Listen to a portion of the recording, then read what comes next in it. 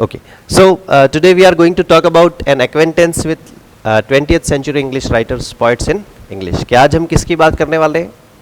जो इंडियन लेखक हैं, भारतीय जो साहित्य लिखा गया है, इंडियन इंग्लिश राइटिंग है, उसके बारे में हम लोग बात करने वाले हैं. आप सभी को पता है कि अंग्रेज़ों ने भारत पर शासन किया था और उन्होंने अपनी कॉलोनीज़ बसाई थी. कॉलोनीज़ बसाने के बाद हमने उनका कल्चर अडॉप्ट किया, हमने उनकी लैंग्वेज अडॉप्ट की. अंग्रेज़ों ने भारत में अंग्रेजी शिक्षा फैलाई, इंग्लिश स्कूल्स कायम की, लागू की. लोग इंग्लिश पढ़े, इंग्लिश सीखे और फिर बहुत अच्छी इंग्लिश लिखने भी लग गए थे. ठीक है, तो हमने उससे शुरुआत की थी. तो अब है क्या यहाँ पे ये क्या हम देख रहे हैं? सिर्फ एक्वेंटेंस है. एक्वेंटेंस का मतलब होता है परिचय. ये आपके सिलेबस में सेम यही लाइन लिखी हुई है, एक्वेंटेंस. वैसे तो वो परिचय कहता है लेकिन बहुत अच्छे क्वेश्चन, इन डेप्थ क्वेश्चंस पूछता है. ठीक है, और हमारे इस पूरी पीडीएफ में आप पाएंगे कि 15 पॉइंट्स के बारे में बात की गई है. तो सारे 15 पॉइंट्स को हम पढ़ेंगे. कुछ वर्क्स मेजर हैं, उनको डेप्थ में, थोड़ी सी डेप्थ में पढ़ेंगे, और कुछ जो वर्क्स है याद रखने के उनको वैसे पढ़ेंगे. ठीक है, तो सबसे पहले बिगिनिंग कहाँ हुई, शुरुआत कहाँ हुई? तो शुरुआत कैसे हुई? अर्ली बिगिनिंग 19th सेंचुरी में हुई, 19वीं शताब्दी में शुरुआत हुई उसकी. Rooted in the introduction of English education by the British. अंग्रेजों ने अंग्रेजी शिक्षा की शुरुआत की, वहाँ से हमने अंग्रेजी सीखी. शुरुआत तो वहीं से हुई. Initially focused on imitation of western forms. कि शुरुआती जो लेखक थे, जैसे जैसे हमने लिखना शुरू किया, तो शुरुआती जो लेखक थे उन्होंने क्या काम किया? इमिटेशन की, वेस्टर्न लिटरेचर की, जो विदेशी साहित्य है उसकी नकल शुरू की, इमिटेशन शुरू किया, उसकी कॉपी शुरू की. फिर मेन व्यक्ति कौन थे? पायोनियर्स कौन थे? शुरुआत करने वाले कौन थे? इंग्लिश लिटरेचर को कम से कम एक स्टार्ट करने वाले कौन कौन लोग थे? तो पहला नाम इसमें आता है हेनरी लुइस विवियन डेरोजियो. एक ही व्यक्ति है, ये अलग अलग नहीं है. ठीक है, एक ही व्यक्ति है, हेनरी लुइस विवियन डेरोजियो. और इनको क्या कहा जाता है? Often considered one of the earliest Indian poets. जो शुरुआती पोइट्स थे उनमें से ये एक है, हेनरी लुइस विवियन डेरोजियो. और ये अर्ली 19th सेंचुरी में हुए थे. दूसरी बात, दूसरे जो हैं बंकिम चंद्र चट्टोपाध्याय. ठीक है, बंकिम चंद्र चट्टोपाध्याय का नाम आप सभी ने सुना ही होगा. अब जितने भी नाम हम सुनने वाले सब एक्वेंटेड नाम है, परिचित नाम है हमारे. ठीक है, कहीं ना कहीं आपने नाम उनका सुना होगा. तो ये क्या थे? दो primarily Bengali novelist, he also wrote in English. ये एक बंगाली नॉवेलिस्ट है.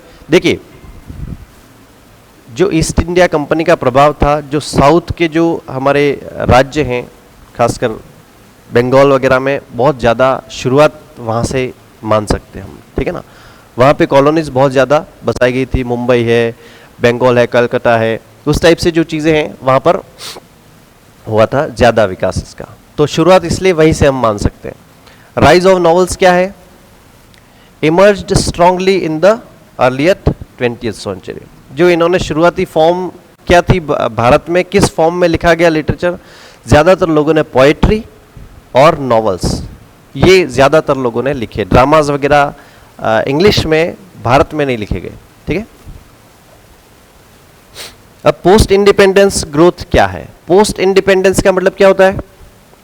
आज़ादी के बाद. पोस्ट इंडिपेंडेंस ग्रोथ, आज़ादी के बाद क्या क्या विकास इसमें हुआ? तो आज़ादी के बाद हम देखते हैं फ्लोरिश्ड सिग्निफिकेंटली आफ्टर 1947. 1947 के बाद ये लिटरेचर और भी अच्छा लिखा जाने लगा. Reflecting national identity and diverse experiences. कि एक तो हमारी राष्ट्रीय पहचान उसके ऊपर, और डाइवर्स एक्सपीरियंसेस मतलब विभिन्न प्रकार के जो अनुभव है उसके ऊपर भी लिखा जाने लगा. ग्लोबल रिकॉग्निशन मिला. भारतीय लिटरेचर जो था, देखो, जो इंडियन इंग्लिश लिटरेचर है उसको पोस्ट कॉलोनियल लिटरेचर भी कहा जाता है. ठीक है, पोस्ट कॉलोनियल लिटरेचर भी इसको कहा जाता है.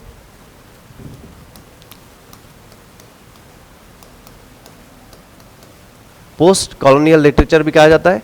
और एक कॉमनवेल्थ लिटरेचर भी कहा जाता है, द कॉमनवेल्थ लिटरेचर।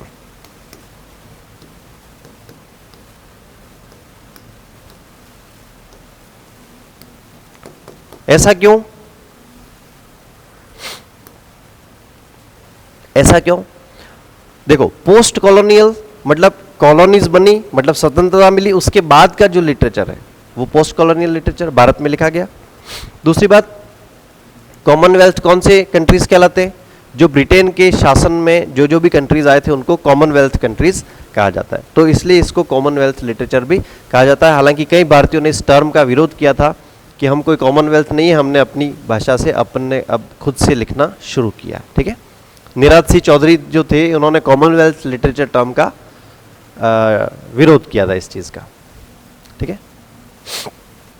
अब क्या कि इंडियन राइटर्स को भी ग्लोबल रिकॉग्निशन मिली, एक वैश्विक पहचान मिली, gained international acclaim from the late 20th century onwards with authors winning prestigious awards.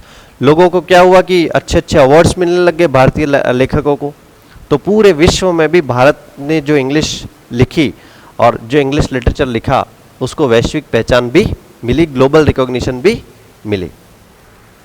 क्या क्या पुरस्कार मिले, सब बातें आगे आएंगी। ठीक है, दूसरी बात, कुछ इंपॉर्टेंट लिटरेरी मूवमेंट्स थे जो भारत की बात है, यहाँ पे वो इंडिया की बात है। अभी हमने जो लिटरेरी मूवमेंट्स वगैरह पढ़े थे वो सारे ब्रिटिश इंडियन लिटरेचर की, ब्रिटिश इंग्लिश लिटरेचर की बात थी। यहाँ पर हम इंडियन लिटरेचर की बात कर रहे हैं कि कुछ जो जो टर्म्स थी, पहली जो थी, एक तो पोस्ट कॉलोनियलिज्म। ठीक है, पोस्ट कॉलोनियलिज्म मतलब कॉलोनीज जो हुई, उपनिवेशवाद जो है उसके बाद का time. Explore the legacy of colonialism, identity, displacement and resistance in former colonies. Many Indian English writers engage with these themes. ठीक है, इसके कहने का मतलब ये है कि जो अंग्रेजों ने कॉलोनीज यहाँ पर बसाई, भारत में जो कॉलोनीज बसाई, भारत में जो इन्होंने अपने साम्राज्य की स्थापना की, वो जब हट गया उसके बाद का जो लिखा जाने वाला लिटरेचर जो है वो पोस्ट कॉलोनियल लिटरेचर कहला रहा है। दूसरी बात, इंडिया में भी फेमिनिज्म की बात होती है। फेमिनिज्म का मतलब होता है नारीवाद। क्या होता है? फेमिनिज्म का मतलब होता है नारीवाद, जिसमें क्या होता है? Focus is on women's experiences, gender roles and patriarchy and women's liberation. Writers like Kamala Das, Anita Desai and Shashi Deshpande are prominent. इसमें भी भारत में भी एक आंदोलन चला था नारीवादिता का। उसमें क्या हुआ कि फोकस किस पे रहा? एक तो विमेन्स एक्सपीरियंसेस के, कि महिलाओं के जो एक्सपीरियंसेस हैं, अनुभव हैं, उसके ऊपर। दूसरी बात, जेंडर रोल्स।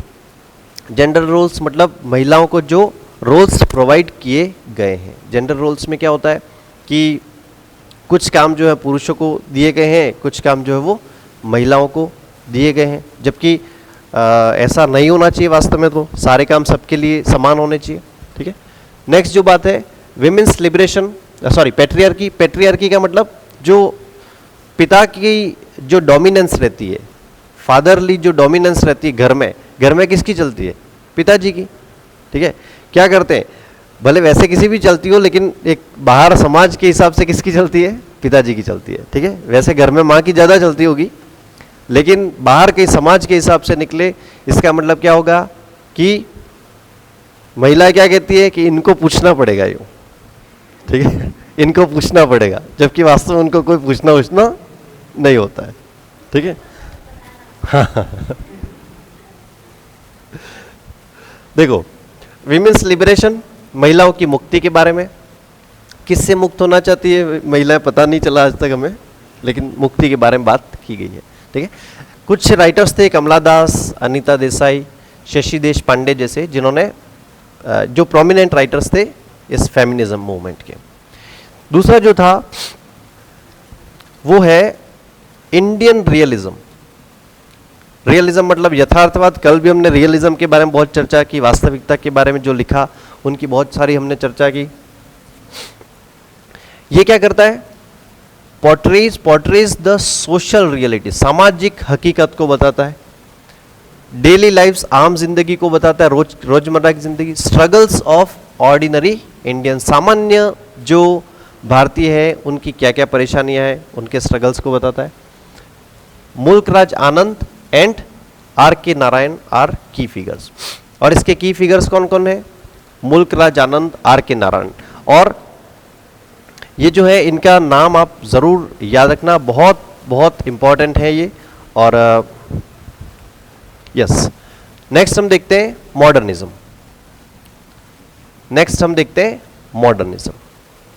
मॉडर्निज्म क्या है? अचानक से ऐसा कोई तूफान आ गया, ऐसा लगा मुझे, क्या हुआ ये? हाँ, मॉडर्निज्म क्या है? Experimentation with form and style, exploring individual consciousness. कल भी हमने पढ़ा था मॉडर्निज्म में क्या हुआ था, कुछ नया, समथिंग न्यू। यहां पे भी क्या कर रहा है? एक्सपेरिमेंटेशन, एक नया प्रयोग, विथ फॉर्म एंड स्टाइल, नई फॉर्म और स्टाइल के साथ एक्सपेरिमेंट किया। इंडिविजुअल कॉन्शियसनेस को जगाया, कॉन्शियसनेस मतलब चेतना, इंडिविजुअल मतलब व्यक्तिगत, उसको ढूंढने का काम किया कि व्यक्ति अंदर से क्या सोचता है उसके बारे में। ठीक है, सबसे ज़्यादा फोकस अगर रहता है इंडियन लिटरेचर का, सबसे ज़्यादा फोकस अगर इंडियन लिटरेचर में सबसे ज़्यादा किसी चीज़ के बारे में लिखा गया है तो वो है दलित लिटरेचर। ठीक है, दलित लिटरेचर। दलित का मतलब क्या होता है? दलित का मतलब होता है वो लोग जो दबे हुए हैं, सप्रेस्ड हैं, जो जिसको हम कह सकते हैं कि उनको पर्याप्त मौका नहीं मिला आगे आने का, वो कहलाते दलित। ठीक है, और उनके बारे में, दलित लिटरेचर के बारे में बहुत ज़्यादा बातचीत की गई है। वो लोग जो शोषित हैं, एक्सप्लॉइटेड हैं, उस लिटरेचर के बारे में बहुत ज़्यादा बात की गई है। Emerged to voice the experiences of the marginalized. Marginalized का मतलब क्या होता है? मार्जिन क्या होता है? आप एक कॉपी देखते हो, ये एक आपकी कॉपी है, ठीक है, आपका रजिस्टर है, ये एक लाइन बीच में इधर होगी, इधर साइड लाइन है जहां पे आप क्वेश्चन नंबर लिखते हो, वो क्या कहलाता है? मार्जिन कहलाता है। वो क्या है? हाशिया कहलाता है, हिंदी में इसको हाशिया हम कहते हैं। ठीक है, तो इधर वाले लोग जो मुख्य धारा से अलग हैं, उन लोगों की बातचीत इसमें की गई है। ठीक है, तो दलित लिटरेचर में किससे? जो मेन स्ट्रीम से जुड़े हुए लोग नहीं हैं उनकी बात की गई, दलित कम्युनिटीज की बात की गई है। ठीक है, दलित समुदाय जो है उनकी बात की गई है। दो प्राइमरीली इन रीजनल लैंग्वेजेस, अक्सर क्या हुआ कि दलितों की बात अक्सर रीजनल लैंग्वेजेस में की गई है। Its influence is seen is some English works, कई दलित लिटरेचर हैं वो उसको ट्रांसलेट किया गया है इंग्लिश में। ठीक है, नेक्स्ट जो हम देखते हैं, हाँ, अब आपको ये सब चीज़ें याद रखनी है क्योंकि कई बार ये पूछी भी जा सकती हैं। एक तो फेमस एंथोलॉजीज और जर्नल्स क्या क्या है इंडिया में, मतलब क्या होता था कि पब्लिश होती थी कोई चीज़ तो किसी नाम से, तो फेमस एंथोलॉजीज कौन सी है? कि एंथोलॉजीज का मतलब क्या होता है? संकलन, कलेक्शन जिसको हम कहते हैं। ठीक है, एक तो मिससेलेनी। मिससेलेनी का मतलब क्या होता है? मिससेलेनी का मतलब ही होता है विविध। विविध मतलब जिसका कोई एक जॉनर नहीं है, जो एक जॉनर में, एक शैली में बंधा हुआ नहीं है, उसको हम कहते हैं मिससेलेनी। ठीक है, तो इसमें क्या होता था कि सब प्रकार की राइटिंग्स इसमें होती थी, इसका इसलिए क्या नाम था इसका? मिससेलेनी। किसके द्वारा पब्लिश की गई थी? Publish by writers workshop Kolkata, इनके द्वारा ये पब्लिश की गई थी फर्स्ट में। ठीक है, ये फेमस एंथोलॉजीज हैं जो भारतीयों की तरफ से एक बड़े बड़े वर्क्स थे ये। दूसरा जो था एक इंडियन लिटरेचर नाम का वर्क था, वो किसने पब्लिश किया था? इंडियन लिटरेचर, वो था साहित्य अकेडमी जर्नल द्वारा। ठीक है, और द इल्यूस्ट्रेटेड वीकली ऑफ इंडिया। ठीक है, ये क्या करता था? द इल्यूस्ट्रेटेड वीकली ऑफ इंडिया क्या करता था? वो छोटी छोटी स्टोरीज और पोएम्स को पब्लिश करता था, जैसे अखबारों में या जर्नल्स में, उस टाइप से वो छोटी स्टोरीज जो थी उनको और पोएम्स जो थी उनको पब्लिश करता था, मैगजीन का काम करता था ये। ठीक है, तो ये 3 चीज़ें आप याद रखना। द इल्यूस्ट्रेटेड वीकली ऑफ इंडिया, ये हर वीक में एक बार चलता था, ठीक है, जिसमें क्या छोटी छोटी कहानी और पोएम्स को पब्लिश किया जाता था, ठीक है। नेक्स्ट चीज हम देखते हैं।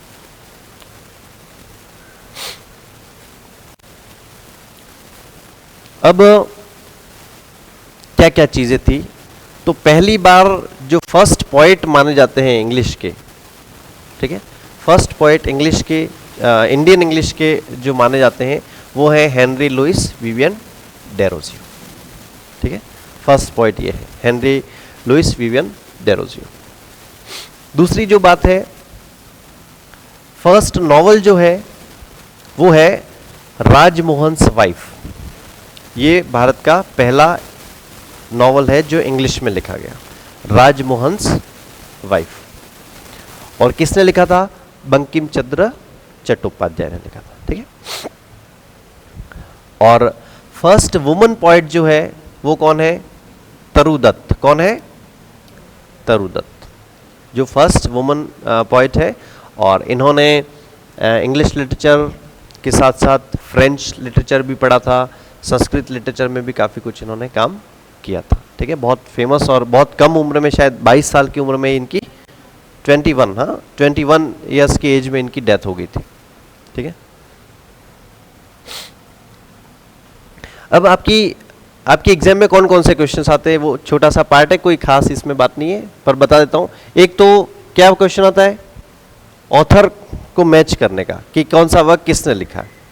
दूसरा क्या आता है identify the genre of a specific work, ये वर्क जो है वो कौन से जॉनर का है वो पूछा जाता है, ठीक है, कि मतलब ये फेमिनिज्म का वर्क है या रियलिज्म का वर्क है या मिस्टिसिज्म का वर्क है या सिंबलिज्म का वर्क है, क्या क्या किस जॉनर में लिखा हुआ है वो चीज़ पूछी जाती है उसमें, ठीक है। या फिर वो क्या है, पोएम है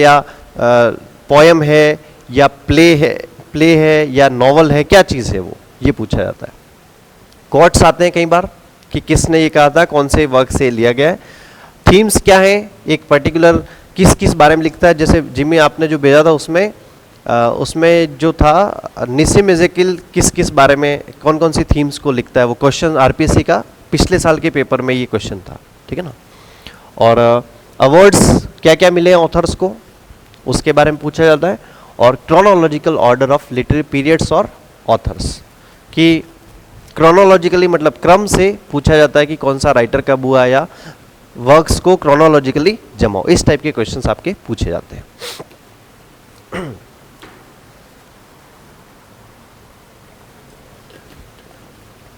इंडियन लिटरेचर से रिलेटेड, क्योंकि फिलहाल हम खाली ये जो एक्वेंटेंस ऑफ द पोएट्स की बात कर रहे हैं, उन 15 राइटर्स की बात कर रहे हैं, और भी जो फैक्ट्स हैं उसको हम लोग कवर करेंगे लास्ट में, ठीक है। इंडियन लिटरेचर से रिलेटेड और भी जो इंपॉर्टेंट फैक्ट्स हैं उनको लास्ट में कवर करेंगे। फिलहाल हम बढ़ते हैं हमारे जो मेन राइटर्स और पोएट्स हैं इंग्लिश लिटरेचर के, उसके बारे में बात करते हैं, ठीक है।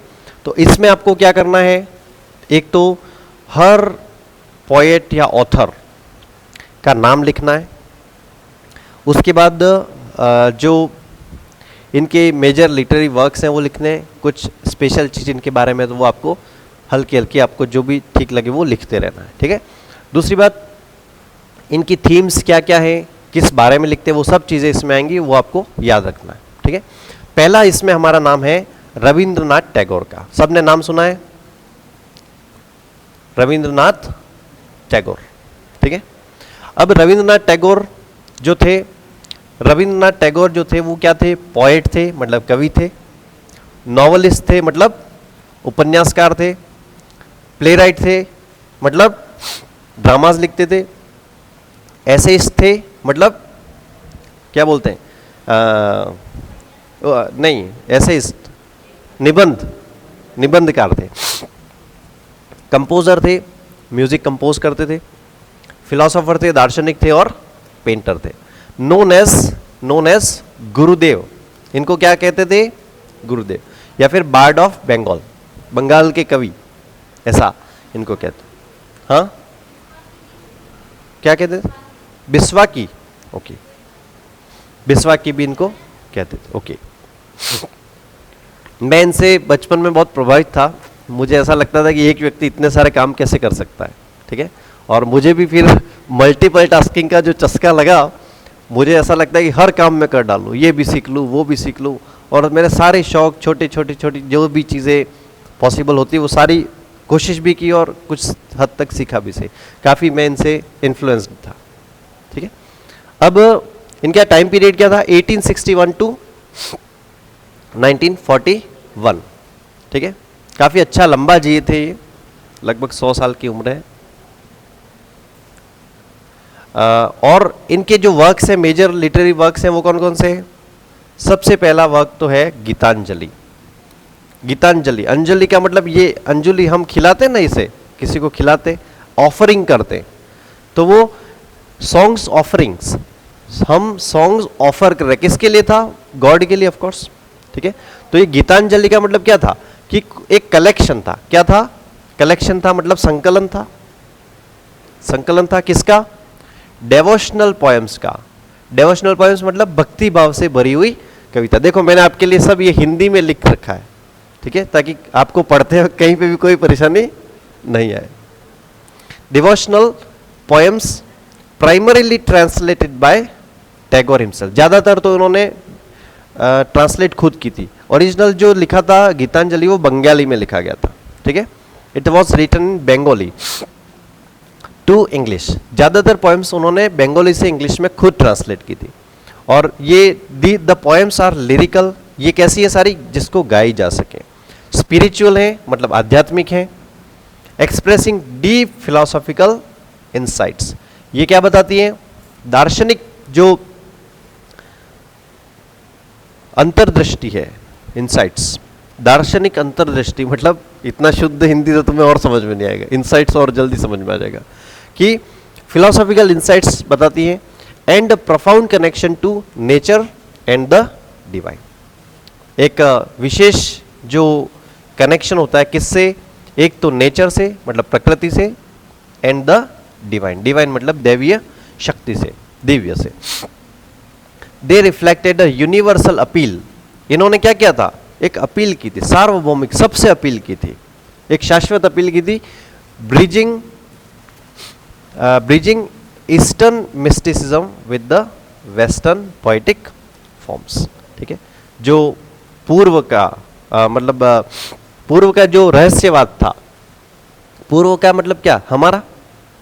ईस्टर्न मतलब हमारा, और वेस्टर्न मतलब पश्चिमी साहित्य, जो इंग्लिश लिटरेचर, जो ब्रिटेन का लिटरेचर है, वो वाला, ठीक है। हाँ, with western poetic forms. Next हम देखते हैं इनकी की कैरेक्टरिस्टिक्स क्या क्या थी। देखो इस स्पेशली इस वर्क का कोई ऐसा कैरेक्टर नहीं था, मतलब कोई पात्र नहीं था, ठीक है। ये तो एक पोएम थी, पोएम का कोई पात्र वगैरह ऐसा इसमें नहीं था, सॉन्ग्स थे। और इसकी जो फेमस एक कोट है, एक पोएम भी थी, आपके बीए में चलती थी, कि where the mind is without fear, where the mind is without fear and the head is held high. Gitanjali में, गीतांजलि की एक पोएम है, द माइंड विदाउट फियर। तो उसमें था कि वेयर द माइंड, एक ऐसे संसार को वो चाहते थे, where the mind is without fear, जहाँ पे हमारा मस्तिष्क बिना डर का हो, और हमारा जो मस्तक है, माथा जो है, वो गर्व से ऊंचा रहे। व्यक्ति का सिर ऊंचा कब रहता है? जब वो ठीक है, सब कुछ ठीक है। जब वो उदास है या फिर उसने कोई बुरा काम किया है, तो उसका माथा नीचे झुकता है, अदरवाइज उसका सर जो है हमेशा ऊपर रहता है, ठीक है। तो ये इनका एक वर्क था। ये सारे फेमस कोट्स जो हैं आपको याद रखने हैं, क्योंकि पूछे जाते हैं और बहुत इंपॉर्टेंट भी है। नेक्स्ट हम जो बात करते हैं उनका वर्क है, वो है द पोस्ट ऑफिस। क्या नाम है अगले वर्क का? The post office.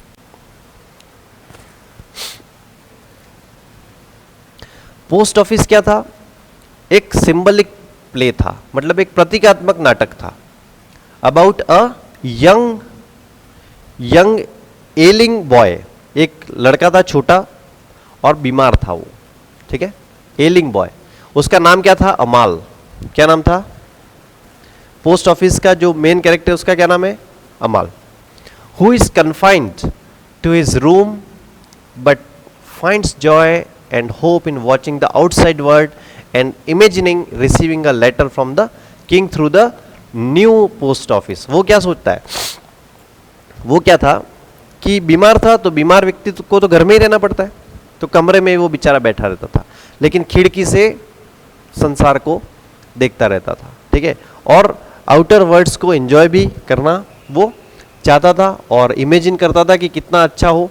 एक इमेजिनेशन वो करता था कि जो किंग से, मतलब राजा के दरबार से मेरे लिए खत आए, कोई लेटर आए मेरे लिए, ऐसी वो बैठे बैठे कल्पनाएं किया करता था.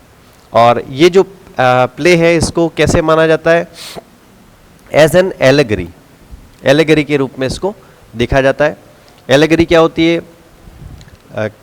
कोई लॉन्ग स्टोरी जो है सिंबल्स में चलती है उसको हम एलेगरी कहते हैं, हिंदी में रूपक कहते हैं. फॉर द लॉन्गिंग, लॉन्गिंग का मतलब क्या होता है? इच्छा.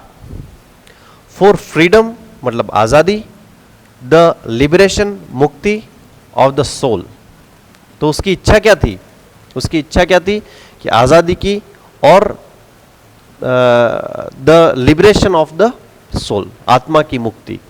And the acceptance of death, मृत्यु को स्वीकार करना. ठीक है, ये कुछ थीम्स इसमें बात की गई है. किसमें? पोस्ट ऑफिस नाम का जो इनका वर्क है उसमें. अब इसमें कैरेक्टर्स कौन कौन से मेन? एक तो है अमाल. क्या नाम है इनका? अमाल. अमाल कौन है? एक लड़का है जो उसके कमरे तक सीमित है. He is confined to his room, imaginative and hopeful. वो कल्पनाएं करता रहता है और होपफुल है, काफी आशावादिता से भरा हुआ है. ठीक है. दूसरा गफ्फार जो है, गफेर जो है उसका गार्जियन है, उसका संरक्षक है. Who tries to keep him comfortable, जो उसे बार बार सांत्वना देने की कोशिश करता है, आराम देने की कोशिश करता है. और एक होता है डेयरीमैन, वॉचमैन, फकीर. ये सब क्या करते हैं? रिप्रेजेंट द आउटसाइड वर्ड अमाल लॉन्ग्स फॉर. ठीक है. अब कहानी तो मैंने भी इसकी पढ़ी नहीं है, मैं सिर्फ इन्हीं के बेस पर आपको बता रहा हूँ कि ये सब सिंबल्स हैं. ये डेयरीमैन मतलब जो दूध देने आता है, वॉचमैन जो है, फकीर जो है, फकीर का काम क्या होता है? फकीर किसे कहते हैं? जो घूमता है हर जगह. ठीक है. तो वो जो फकीर है, वॉचमैन है, ऐसा संसार वो चाहता है, क्योंकि वो कन्फाइंड है. जिस व्यक्ति के पास जो चीज़ नहीं होती है उसको वो इतनी शिद्दत से चाहता है. ठीक है. एक जो व्हील चेयर पे बैठा हुआ व्यक्ति, उसको घूमने की इच्छा ज़्यादा होती है. ठीक है. जो अंधा व्यक्ति है उसको देखने की इच्छा ज़्यादा होती है. जो बहरा है उसको सुनने की इच्छा ज़्यादा होती है हमसे, सामान्य लोगों से. जबकि हम लोग क्या है? हम सुन रहे हैं, देख रहे हैं, चल रहे हैं, लेकिन हम कहाँ जाना चाहते हैं? एक कमरे में बंद होना चाहते हैं, हम अकेले में जाना चाहते हैं. और ये लोग जो नहीं जा पा रहे वो कहाँ जाना चाहते हैं? वो बाहर जाना चाहते हैं. ठीक है. नेक्स्ट इनका जो वर्क है वो है गोरा.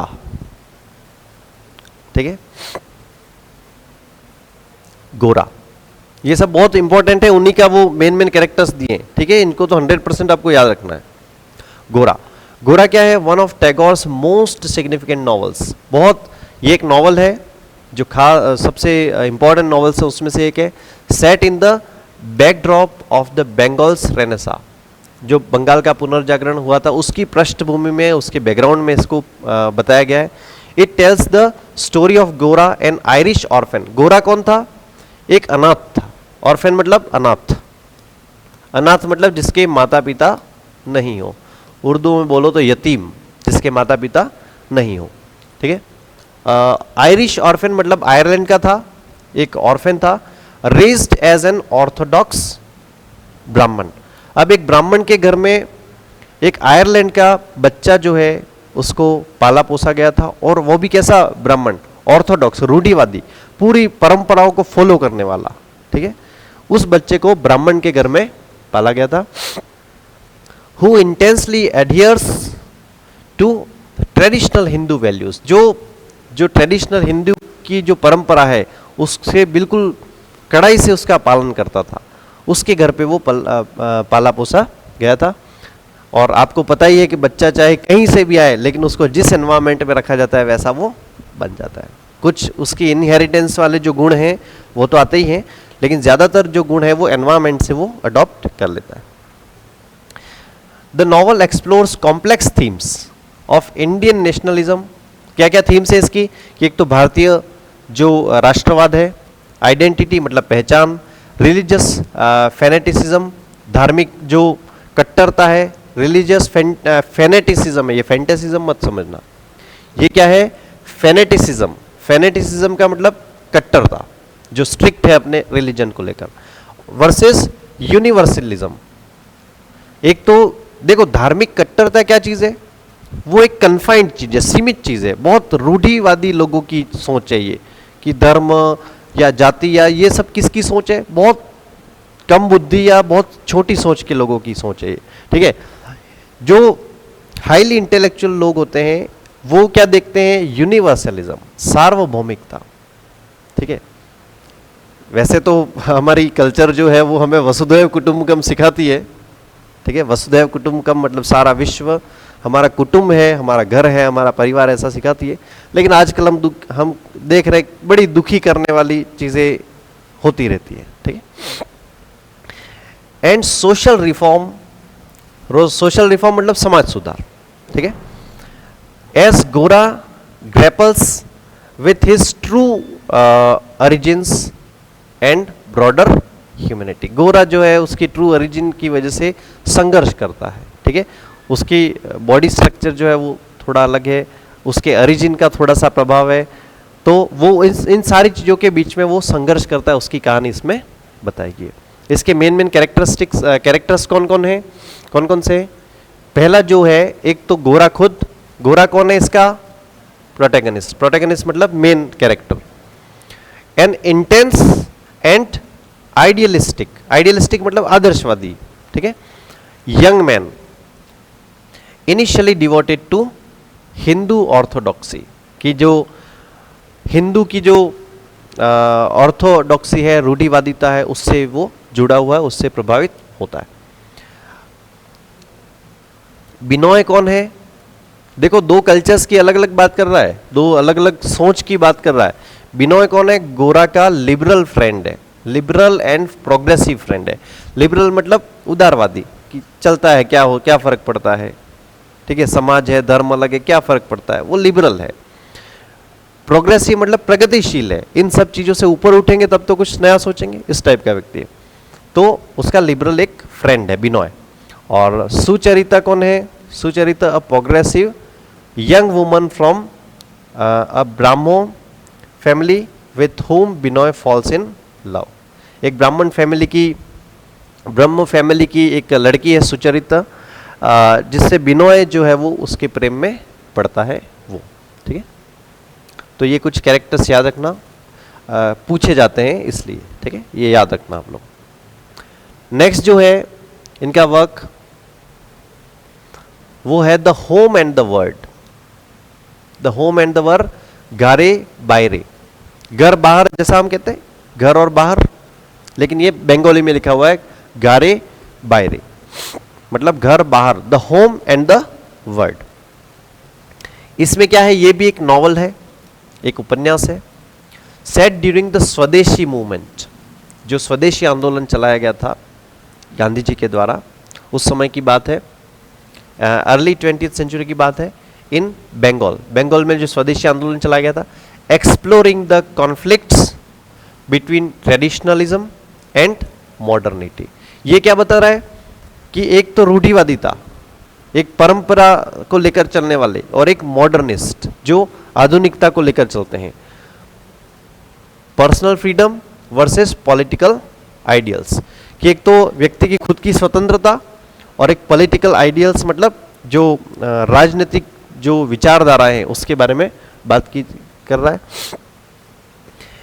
राजनीतिक आदर्शवाद जो है उसके बारे में बात कर रहा है। And the complexities of patriotism through a love triangle, एक लव ट्राइंगल के जरिए जो पेट्रियटिज्म की बात कर रहा है, मतलब देशभक्ति की बात कर रहा है। The story is narrated by the three main characters offering different perspectives, perspective मतलब दृष्टिकोण, ठीक है, on the political turmoil, political turmoil, उथल पुथल, एंड देयर इंटरवेंट, आपस में जुड़े हुए रिलेशनशिप्स। ठीक है, तो ये क्या बात कर रहा है टोटल कि एक यस ये कॉन्फ्लिक्ट्स बता रहा है किसकी, ट्रेडिशनलिज्म और मॉडर्निटी की, personal freedoms versus political ideals उसकी बात कर रहा है, कॉम्प्लेक्सिटीज ऑफ पेट्रियोटिज्म, देशभक्ति करना कोई इतना आसान काम भी नहीं है, फिर उसमें जो जटिलता है, उसके सामने जो समस्या आती है उसकी बात कर रहा है। ठीक है, और एक लव ट्रायंगल भी बनता है, लव स्टोरी भी है इसमें, और ये जो 3 मेन कैरेक्टर्स के द्वारा स्टोरी इसकी बताई गई है, और वो 3 मेन कैरेक्टर्स क्या बताते हैं, वो 3 टाइप के पर्सपेक्टिव्स बताते हैं, उनके विचारधाराएं बताते हैं, उनके दृष्टिकोण बताते हैं। ठीक है, और ये जो आपस में जुड़ी हुई कहानियां हैं, इसके जो कैरेक्टर्स हैं वो कौन कौन है वो देख लेते हैं हम। कैरेक्टर्स है, एक तो निखिल, कौन है, एक तो है निखिल। निखिल कौन है, a progressive and liberal landlord who encourages his wife freedom. Nikhil कौन है, एक मकान मालिक है जो कैसा है, प्रोग्रेसिव है और लिबरल है, उदार है एकदम। प्रोग्रेसिव मतलब आगे बढ़ने वाला, एक प्रगतिवादी सोच रखने वाला व्यक्ति है, और अपनी पत्नी की स्वतंत्रता को वो बढ़ावा देता है। लिबरल व्यक्ति क्या करेगा, सामने वाले को स्वतंत्रता देगा। एक ट्रेडिशनल तो क्या कहें, जो ऑर्थोडॉक्स वाला जो होगा वो क्या करेगा, उसको कन्फाइन करेगा, बांधने की कोशिश करेगा। बिमला कौन है, देखो ये विमला की जगह बिमला क्यों लिखा हुआ है, अक्सर ये बंगाली जो शब्द हैं, जैसे रविंद्रनाथ टैगोर, हम अपने यहाँ पे नॉर्थ इंडियंस जो है रविंद्रनाथ टैगोर कहते हैं, लेकिन जो उनका बंगाली में उनको रविंद्रनाथ टैगोर ही उनका असली नाम है। रविंद्रनाथ तो हमने नॉर्थ इंडिया वालों ने कर दिया है। ठीक है, तो इसलिए ये अपने यहाँ पे विमला जैसे नाम चलते हैं, यहाँ पे ये क्या है, बिमला। ठीक है, तो वो व को ब पढ़ने का जो है प्रचलन वो वहाँ पे ज़्यादा है। बिमला जो है निखिल्स वाइफ है, निखिल लैंडलॉर्ड था, उसकी वाइफ है। इनिशियली ट्रेडिशनल, ज़्यादातर तो वो पारंपरिक है, but drawn to the charismatic nationalist leader Sandip. अब क्या है कि ये थोड़ा आकर्षित हो गए किसके प्रति, संदीप नाम का एक लड़का है, एक नेशनलिस्ट लीडर है, मतलब एक राष्ट्रवादी जो एक लीडर है, नेता है, उसके प्रति वो थोड़ी आकर्षित हो गई है। उसका क्योंकि उसका पर्सनालिटी कैसी है, करिज्मेटिक है। ठीक है, थोड़ी जादुई पर्सनालिटी है, इंप्रेस कर देता सबको, वैसी पर्सनालिटी। इसलिए संदीप कौन है, संदीप जो है कैरिज्मेटिक बट मैनिपुलेटिव है, तो इंप्रेसिव काफी, लेकिन कैसा है, मैनिपुलेटिव है, काफी हेर फेर करने वाला आदमी है। ठीक है, और नेशनलिस्ट लीडर है, एक जो राष्ट्रभक्ति से जुड़ा हुआ लीडर है, whose ideals clash with Nikhil's. तो निखिल के आइडियल्स तो कैसे थे, लिबरल थे, उदारवादी थे, और इसके जो आइडियल्स थे वो कैसे थे, कन्फाइंड वाले थे, राष्ट्रवाद और कट्टरता वाले इसमें ज्यादा थे। इसके आइडियल्स कट्टरता वाले थे, उसके आइडियल्स लिबरल और प्रोग्रेसिव थे। तो इन दोनों में टकराव रहता है। लेकिन इसकी जो पत्नी है बिमला जो है, निखिल की पत्नी जो है, वो किससे इंप्रेस होती है, उससे। जबकि निखिल क्या कर रहा था, उसको स्वतंत्रता दे रहा था, उसकी वाइफ को स्वतंत्रता दे रहा था, लिबर्टी दे रहा था। अब देखो, वैसे तो सारे ही जितने ही हमारे राइटर्स हैं, ऑथर्स हैं, उन्होंने सभी प्रकार की थीम्स की ऑलमोस्ट बात की है, लेकिन पैट्रियोटिज्म ज़्यादातर लोगों की थीम में आपको मिल जाएगा। ठीक है, देखिए, तो इनकी रविंद्रनाथ टैगोर की टॉपिक्स क्या, थीम क्या क्या थे, एक तो नेशनलिज्म, राष्ट्रवाद, स्पिरिचुअलिटी, आध्यात्म, नेचर, प्रकृति, एजुकेशन, शिक्षा, सोशल रिफॉर्म मतलब सामाजिक बदलाव, रूरल लाइफ, ग्रामीण जीवन, ह्यूमनिज्म, मानवता, प्रेम, मृत्यु, और यूनिवर्सलिज्म मतलब जो शाश्वत जो चीज़ें हैं उसके बारे में। पैट्रियोटिज्म मतलब देशभक्ति। इन सारी थीम्स के बारे में इन्होंने बात की है। अब इनको अवार्ड्स कौन कौन से मिले थे रविंद्रनाथ टैगोर को, उसको जानना भी ज़रूरी है, बहुत इंपॉर्टेंट है ये। कि एक तो इनको मिला था क्या, नोबेल प्राइज़ मिला था, बहुत बड़ा प्राइज़ होता है नोबेल प्राइज़। कब मिला था, 1913 में मिला था। किसके लिए मिला था, गीतांजलि, गीतांजलि का हिंदी अर्थ क्या होता है? मतलब इंग्लिश अर्थ, इंग्लिश मीनिंग क्या होता है? Songs offering. गीतांजलि, अंजलि मतलब ऐसे करके कुछ देते हैं, उसको अंजलि कहते हैं। तो ये फर्स्ट नॉन यूरोपियन थे और इवन फर्स्ट इंडियन ही नहीं, फर्स्ट एशियन थे जिन्होंने ये अवार्ड जीता था। नॉन यूरोपियन व्यक्ति पहले थे, रविंद्रनाथ टैगोर, उन्होंने ये अवार्ड जीता था। रिकॉर्डिंग सही चल रही है? ठीक है। कंपोज्ड इंडियाज जनगण मन, जो हमारा नेशनल एंथम है जनगण मन, इन्होंने लिखा था। एंड बांग्लादेश अमार सोनार बंगला, अमार सोनार बंगला, ये सोना बेबी वाला इससे तो नहीं आया कहीं? सोना का मतलब क्या होता है? प्रिय, वही होता है ना राहुल? क्या होता है सोना का मतलब? क्या होता है?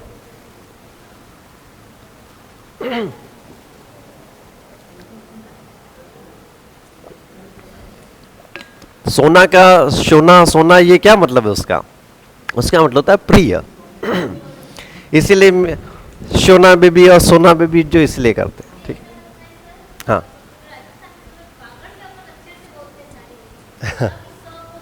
हाँ, वो बाकी सब जगहों पे यही है, वो रीजनल रीजनल उनकी वो आती है, वो रहती है। हाँ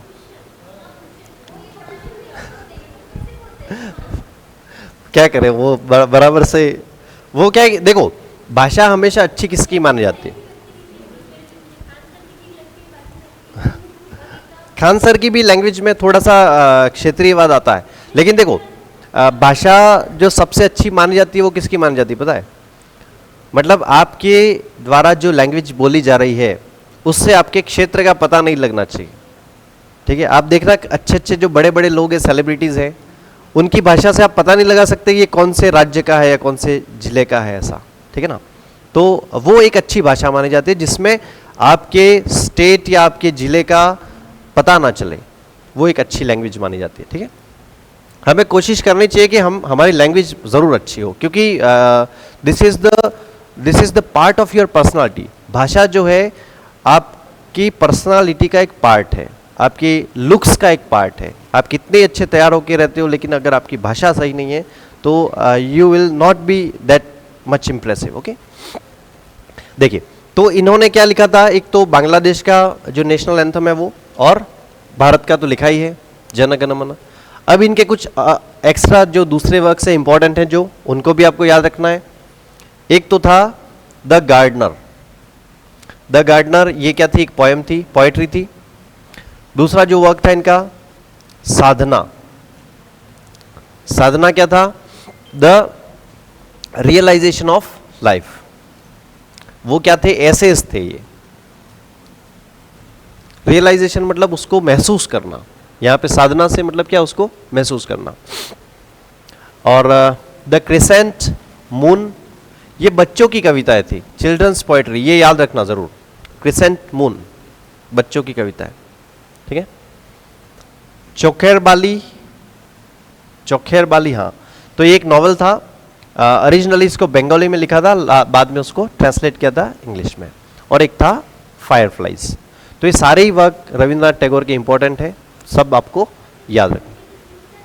गीतांजलि की थीम डेवोशनल सॉन्ग्स थे, वो एक प्रकार के भक्ति के गीत थे, जिसमें उन्होंने जो हमारा देव है, देवी शक्ति है, उसको सबसे ज़्यादा सुपीरियर बताया था, ठीक है। उसमें होपफुलनेस थी, जैसे एक लाइन है उसमें, he comes comes ever comes, वह आता है और हमेशा आता है। मतलब भगवान को अगर याद किया जाए तो वो हमेशा आते हैं, ठीक है। तो गॉड के ग्रेंजर के बारे में बात की गई है, डिवोशनल चीज़ों के बारे में बात की गई है, इसकी थीम थी, ठीक है। नेक्स्ट जो है एग्जाम बेस्ड जो कुछ फैक्ट्स देख लेते हैं कि रविंद्रनाथ टैगोर को एक तो first Asian Nobel literature laureate कहा जाता था, फर्स्ट एशियन नोबेल लॉरेट, क्योंकि उनको पहला नोबेल प्राइज मिला था इसलिए। एस्टैब्लिश्ड शांति निकेतन, याद रखना ये बहुत इंपॉर्टेंट फैक्ट है। शांति निकेतन की इन्होंने स्थापना की थी, जो अब कहलाता है विश्व भारती यूनिवर्सिटी। क्या कहलाता है?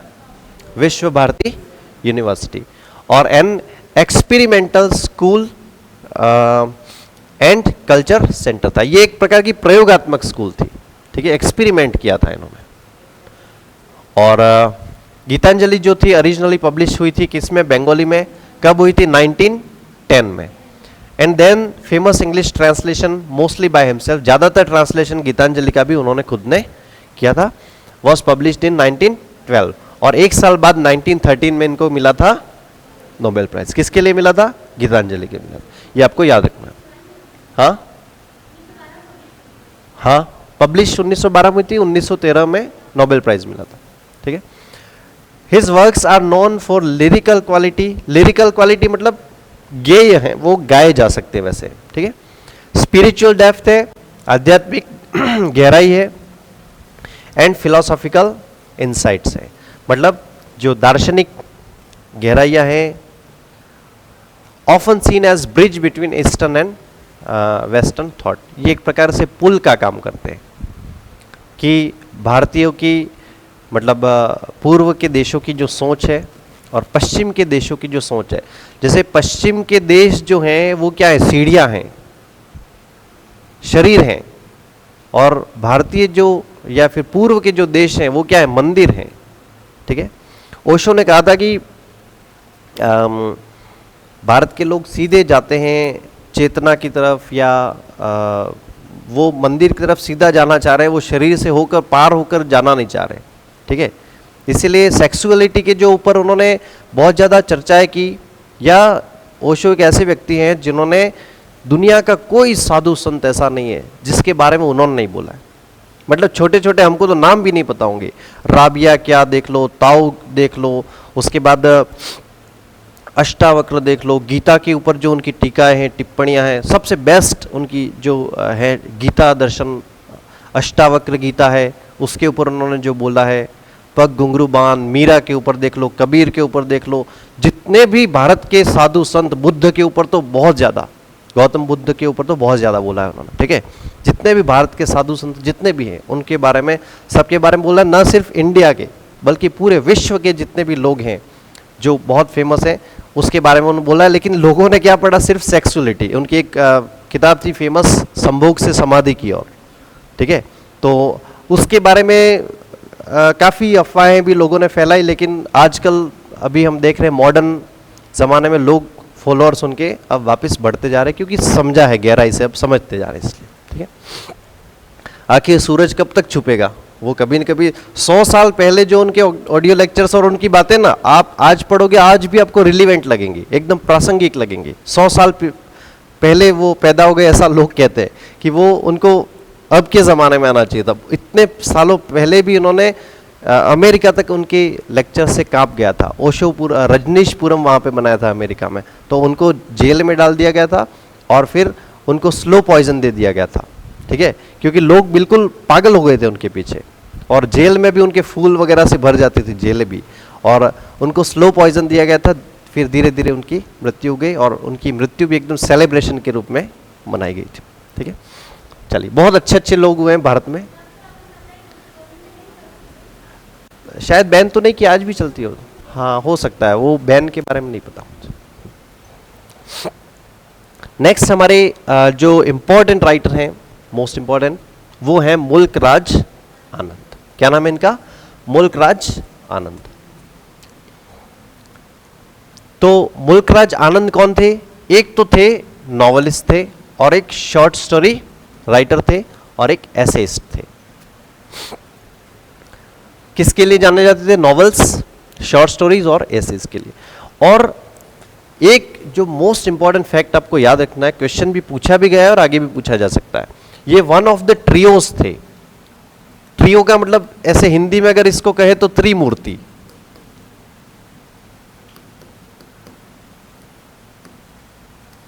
त्रिमूर्ति, तीन जो खास व्यक्ति थे वो थे, एक तो पायनरिंग मतलब जो खास आगे वाले अग्रणी Indian English novelist along with R K. Narayan और राजा राव। तो त्रिमूर्ति कौन थे, मुल्क राज आनंद,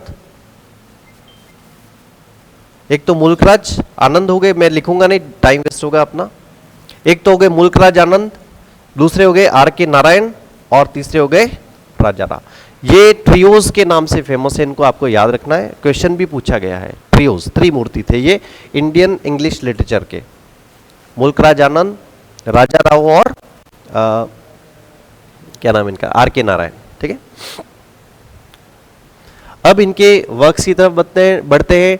टाइम पीरियड जो था इनका 1905 से लगाकर 2004 तक, ये भी अच्छा खासा जिए थे और अभी अभी मरे हैं 2024 में, मात्र 20 साल पहले, 20-25 साल पहले ही अभी इनकी डेथ हुई है। हाँ, 99 ईयर्स के। हाँ,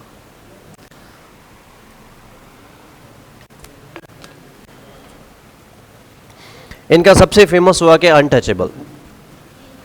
ठीक है, बाखा वाला अनटचेबल, लिख लेना ये अनटचेबल। अनटचेबल का मतलब क्या होता है? अछूत। अनटचेबल का मतलब होता है अछूत।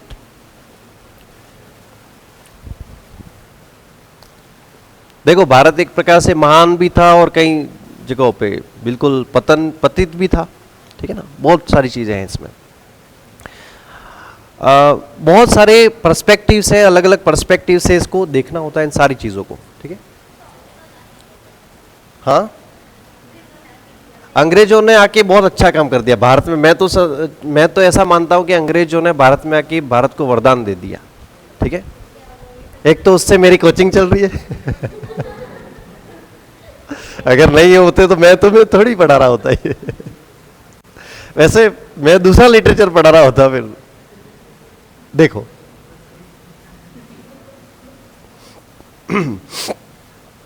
देखो, इसका जो अनटचेबल है, अनटचेबल जो है उसके बारे में बात करें। This is a powerful and poignant. Poignant मतलब मार्मिक। मार्मिक मतलब जो करुणा से भरा हुआ है, दया से भरा हुआ है।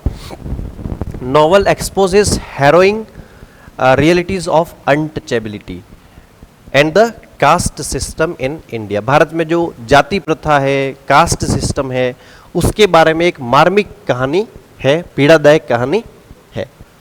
Following a single day in the life of बाखा।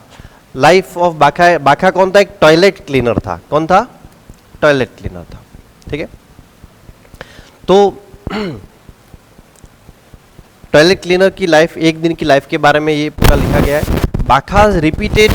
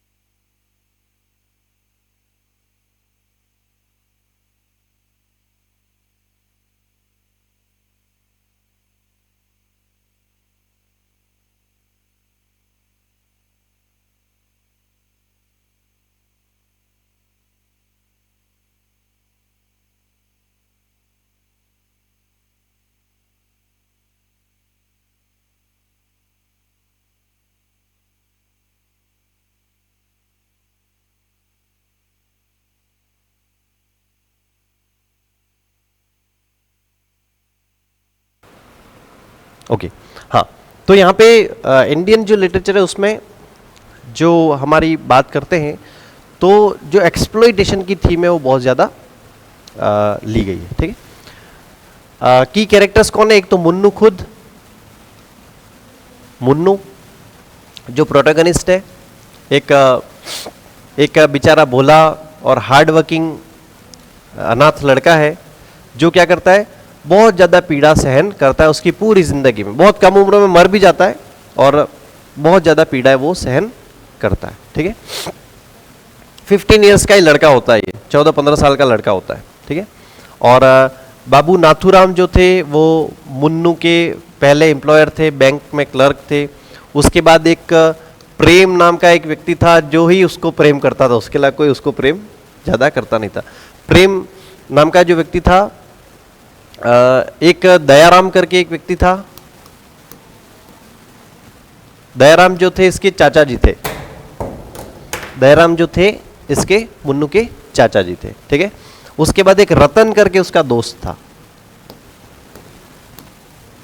ये कुछ कैरेक्टरिस्टिक्स जरूरी हैं। और एक लक्ष्मी नाम की एक लड़की थी,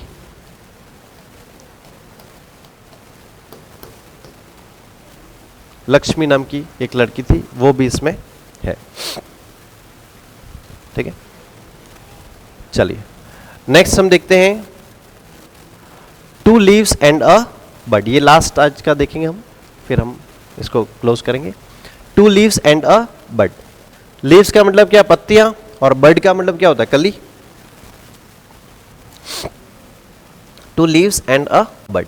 ये नॉवल क्या कहता है? This novel deals into the brutal exploitation of tea plantation workers in Assam. कि आसाम में जो चाय के बागानों में जो लोग काम करते हैं उनका जो शोषण होता है उसकी बात करता है। कौन सा novel? Two leaves and a bud. By किसके द्वारा किया जाता है शोषण? ब्रिटिश कॉलोनियलिस्ट्स के द्वारा, जो शासक है उनके द्वारा, and their managers. It follows Gangu peasant, एक गंगू नाम के किसान की कहानी है, who moves to the tea estate seeking a better life. चाय के बागानों में जाता है, सोचता है कि मुझे अच्छी जिंदगी वहां पे मिलेगी, only to find himself trapped in a cycle of debt. लेकिन किस में फंस जाता है? कर्ज में फंस जाता है और कुछ उससे होता नहीं है। कर्ज में फंस जाता है, बीमारी में फंस जाता है, डिजीज में फंस जाता है, और अब्यूज, गाली गलौच उसके साथ होती है। Exposing the inhuman conditions and racial discrimination. उसके साथ अमानवीय यातनाएं उसके साथ होती है, और रेशियल डिस्क्रिमिनेशन मतलब नस्लीय भेदभाव जो है उसके साथ होता है। नस्लीय क्यों? क्योंकि रेशियल, क्योंकि वो एक अलग प्रजाति से थे, इंडियंस एक अलग प्रजाति से। प्रिवेलेंट ऑन द प्लांटेशंस, जो प्लांटेशंस, जो चाय के बागान है वहां पर होता है, ठीक है। जो बहुत फेमस चीज थी कि चाय के बागानों में भारतीयों का शोषण होना बहुत आम बात थी उस समय। इनके मेन कैरेक्टर्स कौन कौन से हैं? एक तो गंगू, गंगू एक किसान का नाम है, ठीक है। और रैगी हंट, रैगी हंट जो है वो एक असिस्टेंट मैनेजर है जो काफ़ी क्रूर होता है, काफ़ी निष्ठुर होता है, जो उसका शोषण करता है, ठीक है। इनकी मुल्क राज आनंद की थीम्स कौन कौन सी हैं? तो एक तो है सोशल रियलिज्म, मतलब सामाजिक यथार्थवाद, कास्ट सिस्टम, जाति प्रथा, पॉवर्टी गरीबी, एक्सप्लॉयटेशन शोषण, ऑपरेशन दमन, इंडस्ट्रियलाइजेशन औद्योगिकीकरण, ह्यूमन सफरिंग मानवीय जो पीड़ाएं हैं, ठीक है, दुख जो है, सोशल इनजस्टिस सामाजिक अन्याय, और एंटी कॉलोनियलिज्म मतलब जो सामंतवाद था उसके खिलाफ जो थे, क्लास स्ट्रगल मतलब वर्ग भेद, क्लास का जो स्ट्रगल है वर्ग का भेद, ठीक है। अवार्ड्स इनको कौन कौन से मिले हैं? मुल्क राज आनंद को एक तो मिला है पद्म भूषण 1967 में, साहित्य अकेडमी मिला है, ये याद रखना साहित्य अकेडमी अवार्ड बहुत इंपॉर्टेंट होता है, ठीक है। साहित्य अकेडमी अवार्ड मिला है 1971 में। कि कौन से नॉवल के लिए मिला है? मॉर्निंग फेस के लिए। किसके लिए मिला है? मॉर्निंग फेस के लिए, ठीक है। कुछ इनके अदर वर्क्स हैं, सारे आपको याद रखने हैं, इंपॉर्टेंट ही है सारे।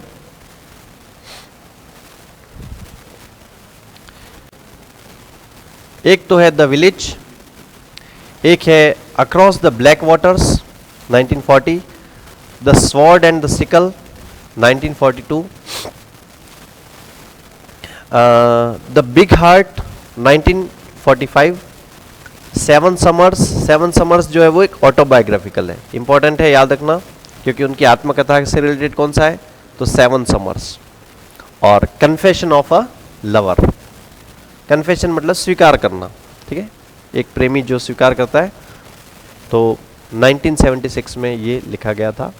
तो ये कुछ इनके बहुत फेमस जो नॉवेल्स हैं वो हैं।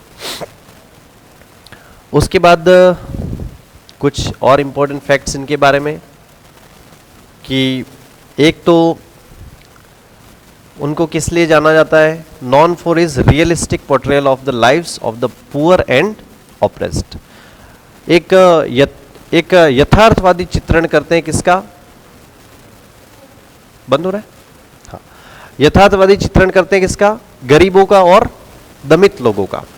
और क्या होता है, considered a Pioneer of Indian English novel who introduced socio political themes, कि पायनियर माना जाता है, खास जो अग्रणी व्यक्ति माना जाता है इंडियन नॉवेल्स का, who introduced socio political themes, सामाजिक और राजनीतिक थीम्स को इन्होंने लिया।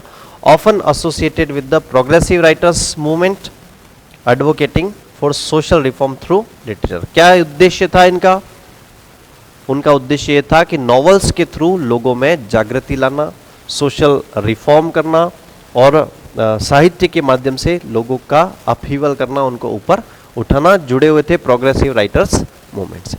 तो आज के लिए हम इतना ही पढ़ेंगे, कल से हम नेक्स्ट इसको जारी करेंगे।